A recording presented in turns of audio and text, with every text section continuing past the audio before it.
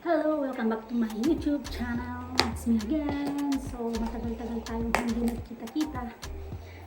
So, I make this video. So, what is this? So, yeah. Ginawa ko yung video na ito para I will tell you something. So, I applied in US. So, I prepared my documents here. I just wanna share what documents I prepared. So, ito yung mga original copy. Andito sa loob, yung mga Xerox, yung mga papers galing sa US or sa mga papers na step na nangyari. So, I just prepared this, the original copy. So, ito yung hinahanap nila o ito yung na-prepare nila sa amin. So, syempre, andito yung 2x2 picture, may passport. So, ito yung offer letter from my sponsor, my birth certificate, marriage certificate, my NBI in the Philippines, then police clearance here in Israel kasi dito nga po ako nag-work at dito din po may interview.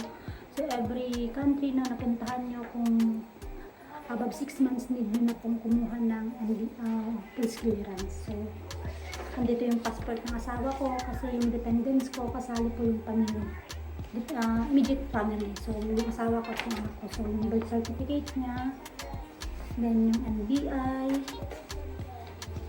din niya, siyempre yung passport ng anak ko at yung birth certificate niya, tapos yung CV ko at yung copy ng police clearance na nung kumuha ko. So yun lang yung original. So ito lang naman po yung hinahanap, pinaprepared sa amin na hahanapin daw.